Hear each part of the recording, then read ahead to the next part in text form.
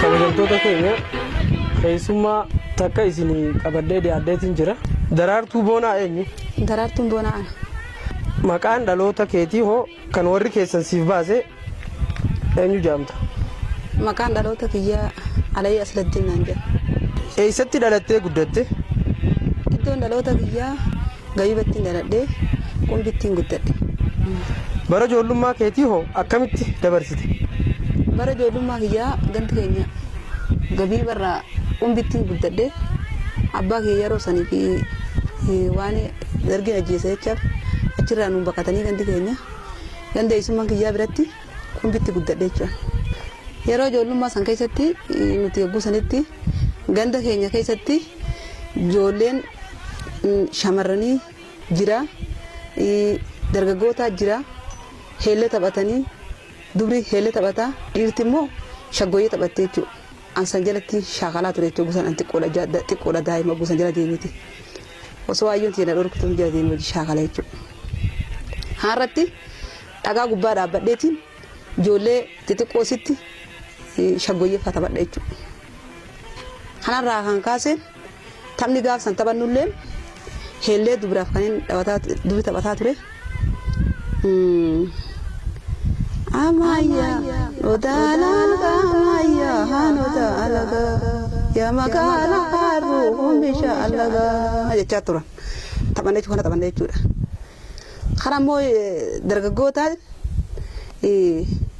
warra isaan taphannaa yookiin maamaarii jedhati daanyana mantana likoombaari warra isaan taphannaa yookiin maamaarii looshee tumaaraani jettee taphati yoonni gusanitti kana fa'aa taphataa turre jechuudha. Kanuma jidduun abbaan kan kee diinaan osoo loluu kufee moo iddoo dhaloota isaa naannawaa isaa dhufanii ajjeesan moo akkamitti duuti baakeetii gaafa dargii?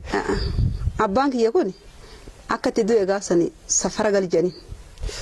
Uummanni safara gali jedhanii safara galuu didee Gabii barraa safara galuu didee baqatee jechuudha abbaan kiyya. Baqatee achirra naanna'ee karaa qarree areer kana gamanatti isaa baqatee abbaan kiyya kun wahirra horii qaba jechuudha. Loon kana horsiisa, gaala horsiisa, re'ee horsiisa, loon horsiisa jechuudha. Kanarraa kan ka'e otoo deemee baqatee deemaa jiru dhaqqabanii waraanni dargiidha. Bakka laga ereeritti areer gubbatti dhawanii rasaa sana ajjeesan jechuudha. Ganama bariisaatti dhufanii marsanii ganda marsanii ajjeesan jechuudha abbaa kiyya. Rabbi rahmataa godhuuf. Rabbi rahmataa godhuuf. Qabsoo bilisummaa Oromootti yoom dabalamte? Qabsoo bilisummaa Oromoo kanatti anaa ijoolleetti ganda keenya keessa na fuudhan jechuudha. Isaan kun dhufanii na fuudhan jechuudha. Maaliif na fuudhan seesisan irratti illee gumaa abbaa hankeetii warra akka keetii kana kafala jedhaniiti addi bilisummaa Oromoo dhuftee mana halkan dhufanii na fuudhan jechuudha. Marsanii ganda marsanii ijoollee shamarranii nam sadii wajjin. Ati quban qabdu? Dheerutu quban qaba halkan dhufanii. Eenyu si fuudhe nama yeroo san ni beektaa? Hogguu sanitti dhaqqabaa hurkaafaa jedhanii warra na fuudhe gaafsan. Nama biraa? Namni biraa seetu hogguu sanitti. Dilaa jira jira. Halkan si fuudhanii eessa siin deeman yeroo sanitti? Deemaniiti bakka dirree barroota na naqan jechuudha. Yeroo san halkanuma san? Yeroo san achi na oofaniiti. Eegas booda yaanee halkan kan nu yaa bulanii eegas booda waraanatti nu addaanii dirree barroota nu naqan jechuudha. Karaa waraanni yookas? Gusa waraana baadiyyaa keessa irraa mujotti. Akka odeeffannoo qabnutti daraartuun waggaa 10 osoo hin guunne jaan yeroo qabsoo seentu. Mee ati hoo nuuf himi? Hangaafa saditti dhiiraaf dhalaa kiyya ta'uu addaan hin beeku garuu xiqqoodha. Daa'ima dhiira ta'uu kiyya dhalaa ta'uu kiyya addaan hin beeku jechuudha. Ijoollummaa kiyyaan hin deemu gusan na oofanii. Sanirraa kan ka'e waan hin gaafa ijoollee sanitti na faxina ture jechaaf hogguu dhufanillee isiin tun waan qawwee ba'attee deemuu hin dandeenyeef jechaaf tapha warraa isaa fa'a na shaakalchiisanii taphataa ture jechuudha keessattis. Akka gara qabsoo seentu maaltu si kaase? Gara qabsoo hogguun seenitti eegaan takka seeneen boodatti ayyoon tiyyalleen anilleen isii tanallee daa'ima ijoollee dhiiraatu jira gurguddoon isii dura isiin haa qabsooytu malee isiin hin deeffadheettee jettu ayyoon tiyyalleen jala bu'aa turte jechuudha. Kanarraa kan ka'e immoo waan nama daa'imaan qabsoo tanatti ida'ameetu irra waa'ee seenaatiif waa hunda qabata jeniiti obboleeyyiin kanarra gurguddallee didanii anatti achitti na dhiisan jechuudha tan. Sirri. Qabsoo keessatti daraartuun hawwisoo qofaan immoo gama waraanaatiin sirmattee jirta. Gama waraanaatiin taanaanis karaa hawwisoo taanaanis yeroo sanitti nuti waaree beelladaa turre jechaaf yoon takkaalolli nuti dhufees ifirraa ittiifna jechuudha. Yoo immoo lolli jiraatu baate immoo duula nu oofanii bakka dirree lolaa nu geessan jechuudha. Warreen lola irratti gartee dhaawame fa'aa warreen akka je'ee fa'aa kanarratti immoo gartee akka jajjabeessuu irratti akka duuba deebanii isaan qalbiin isaanii hin cabne jechaaf hamilee waraanaa kakaasaa turre jechuudha. Sagaleedhaan duuba deemtanii? Duuba deemnee kakaasaa turre jechuudha. Dhaawamtee ni jirta achirratti osoo kakaastu? Dhaawameetiin jira. Booda tanaan dhaawamee jira jechuudha duraa miti. Osoo loltuu moo osoo kakaastu? Osoo loluutiin booda tana keessa dhaawamee jechuudha. Eessa? Qoma tanaan hin dhaawame. Rabbi si baase? Rabbumaan na baase malee dhaawameetiin jira. Baga rabbi si baase. Haakima dhayitee sanboota fayyite? Ogguu duraa miila kanaa dhaawameetiin haakima isaanillee ni qaban jechuudha. Doktoroota hedduu qaban. Namas bakka waan dubbee qabnu jechaaf hogguu sanitti bakka itti nama wal'aanni jira. Haakimoonni akkuma warri digriin eebbame warri haakimootaan eebbame hundi hedduu jira jechuun beekaan hedduu jechi keessa. Kanarraa kan ka'e hogguu sanitti isaan sun na wal'aananiitiin fayyee. Achumatti fayyee ammaasii lammada hidhadhee ammas lammada ka'ee. Hawwisummaa taphadhee ammas lammada dhaawamee ammaasii hidhame jechuudha. Faraqaa lamaan dhaawame isaan keessatti. Hawwisoon jalqaba itti makamte maqaan isaa maali? Hawwisoo waba hojjani. Sirba jalqabaa baandii san keessatti sirbite ni yaadatta? Sirbaan gaafa san keessatti taphadhee sirba aadaatis taate sirba warraaqsatis taate taphataatiin ture jechuudha.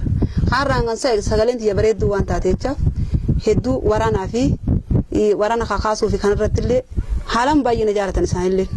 Mee sirba warraaqsa irraa tokko nuyi? Sirba warraaqsa irraa kan inni taphataa ture hogguu sanitti qabsoo sabaa godhu bahee alaala jiraa ture dubartiin deebi'u eegaan baasee deemee ture dubartiin deebi'u eegaan baasee deemee ture jedhetiin taphadhe jechuudha. Kana malees ammoo kan inni taphadhe hedduu jira jechuudha. Sirba kana walaloo fi yeedaloonis keetum. Kiyya jechuudha. Sirriin.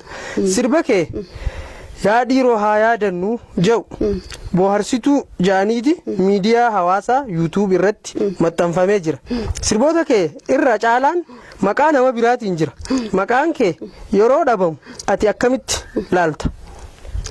Maqaa keessanitti maqaa kiyya waan itti dhabameef haala yeroo jijjiirameetiin anillee sababa saniitiin jechaaf eegaan qabamee hidhaa keessa ture jechuudha. Eegas boodaan eegaan hawaasa keessatti makamee deebi'ee boodatti jireenya hawaasaa wajjin walirratti madaaleetiin anilleen humnaan oliin bahee akka sagalee ciisan dabarsuu danda'u waan hin qabne jechaaf kanarra kan ka'e obboleeyyan kiyya akkasitti wallisanii bakka tiyya bu'anii sirbaa turanii jechuudha isaan hundinuu. Eenyu faan? Bohaarsituus ammaasii eenyu maqaan isii gaa? Faaxeen faanis taphatan jechuudha. Ati hayyama keetiin jechuudha? Hayyama kiyyaa an deemee bakka sanarra dhiyaadhee waan taphatuu hin dandeenye jechaaf an hayyama namni eenyuun harkee hayyama na gaafata gusanitti namnummaan harkee hayyama na gaafatu hin jiru kaa'anii duutetti na ijaaru. Garuu si gammachiisa. An garuu isaan taphachuu kiyyaaf isaanii qaama kiyya waan ta'e jechaaf hedduu ittiin gaddine jechuudha ittumaan gammadee. Namoonni baay'een daraartuu boonaa fi daraartuu roobaa adda hin beekan. Daraartuun wareegamte yoo jedhan ati maaltu si dhaga'ama? Daraartuu roobaatuun beeksistuu hawwisoo turte jechuudha. Isiin daraartuu roobaatuun. Daraartuu roobaatii fi kuulanii boruutis bakka takka dhuman jechuu isaan kun amma daayeeti isaan dhuman jechuu bakka takkatti. Saniifuu dogoggora maqaatu si wajji wal fakkeesse atiis akka duutetti namoonni tokko tokko akka dubbatan godhe jechuudha. Anis waan inni eegaan dhufee jidduu riphisee haalli garaagaraa waan irratti dhiibbaan dhufaa ture jechaaf hedduu namatti ol bahee namatti sagalee keenya dhaga'uu waan uummanni dadhabee jechaaf namni anis yooni takka ammoo isaan kana silkii fi waan garaagaraatiin qunnamee rakkinna ragaa jeetiin alleen caljee adeemsuma hawaasa wajjin hirmaannaa waan hin ture jechaaf tanaa jechaaf sagalee kiyya dhaga'uu dhaban isaanis tana waan irra laalu hedduun qabu. Saniifuu atiis tanaaf if dhoowwiste yeroonis yeroo hamaa waan ta'eef jecha dhokachuun siin fayyadatu. Dhokachuun jeetiin ture. Daraartuun sirboota hedduu sirbite keessaa goottan qaqqaalii sabaa qabsoo sabaa godhuuf baheen ala jira kan jedhu lamaan kana faatee anniyyaa waliin wallistee jirti. Situ kenneefi? Ani hin kenneef. Isaanuma taphatuun dhaga'anillee. Ammallee eegammoo deebee mootummaan kun illee jijjiiramee jidduu carraa ol deemee taphatu waan hin harkatanii jechaaf taphni kiyya kun waan uummata bira deemu jecha namoonni hedduu ta'anii taphataa turan jechuudha. Ati kanarraa aariin qabdu gammachuus Ana kanarraa aariin qabu. Osoo nan du'eewu seenaa keessan dabarsanii isaan kuni mana Oromoo kunis itti yaadataan jaa hedduu aariitti hin qabu.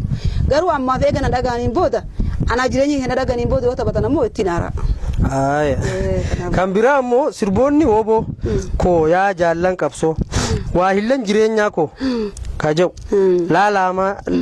laalaama daaticha shaggaa bareenni dhaloota kaja'u tokkummaan kan jedhu faan jira sirboota kanaan beekamtiin ati qabdu hin jiru sirboota kanneen bifa haarayaan maxxansuuf yaada qabda. Taphoota sammadee kan amma dura taphadhe malee ammaan tanaa haaraa hin qabaa jechuudha kan amma qopheeffadhee qabu. Maaliif ji waan ol bahee achi taphatu sanii fi sadarkaa sanitti dandeettii hin qabne jecha ammoo silaa akka yaadaaf hawwii kiyyaa dhaqee istaadoma guddara dhiyaadhee uummata Oromoo kana guutuuf yaada kee dabarsuun hin fedhaa jechuudha. Garuu wanni kun naa dhaqamuu didee jechuudha walitti mijaa'uu didee jechuudha. Kanarraa kan ka'e tapha ammaan tanaa amma kan hin haaraa baafadhe hin qaba sanillee isin jechuu hin danda'a. Kaduris ni jira kafadhe hundaa'u tapha hedduun taphadhe tapha toora 6 moo 7 kanaan taphadhe jechuudha asoo keessattis kaniin maqaa haaraa kana malee kana malee Baalee gobbatti waggaa 6 hidhamtee turte yoom qabamte eenyu faa wajjin qabamte aniin turi dhaameetiin anaa dhaamte kophaatti yadeemtu kophaatti yadaameetiin deemee jechuudha eessatti sawweenatti sin dhaame sawweena bakka kam naannawa sawweena jaliiti Baalee keessa lafa sawweena jedhan takkattiin achittiin dhaame jechuudha bakki sun bakkitti itti daraartuu roobaatii fi oolanii boruu faan itti dhuman jechuudha anillee hogguu jaallan keenya kun kan wajji ture obboleeyyan keenya kun hogguu kufan irraa deemuu dadhabeetiin achitti hedduu lolli sa'a eega ganama sa'a lamatti eegalirra guyyarraa sa'a 6tti lolli nurraa dhaabbate jechuudha lool san keessatti anillee ni madaa jechuudha deemu didee hogguu madaa'utti madaa'itiin kophaatti jahuuf eenyuun faa hojii wal waraantu yeroo san hogguu saditti waraana malas hojii wal waraana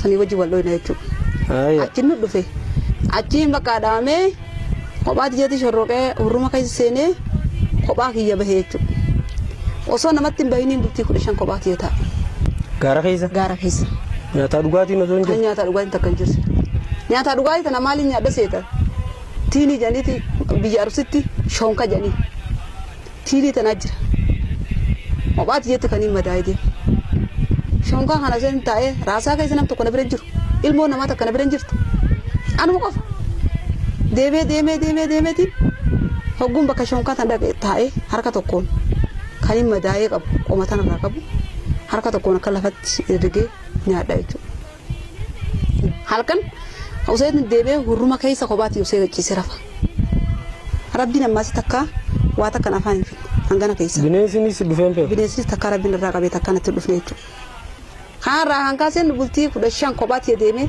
bultii 16ffatti qaalichi tokko kafi kophaa isaa deema gaara kubbaayyuu jedhan Baalee keessa gaara kubbaayyuu jedhaniin gaara kubbaayyuu sanitti namtichi tokko kophaa isaa deema anaa kophaatti deemtu katti walitti qibjene jechuudha maale eessa dhufte naan jekkanna laalee anaa deemtan oguu laalu nama eessaa dhufe si fakkaadheen jedhe atiin tun nama biyya naatii miti naan jedhe anammoo akkatti luchuu darbadeetiin marxoo keessa seenee uffanni keenya waan uffata dhiiraa ta'e jechaaf shamisa qamisa kofoo marxoo keessa seenee tumaan akka marxoo sana akkatti keessa seenee uffadhee deeme mataan kiyyaas akka keessan kana ciraadha anuma akka dhiiraa kana ati eessaa dhufte naan jekkanna laalee nama eessaa dhufe si fakkaadheen jedhe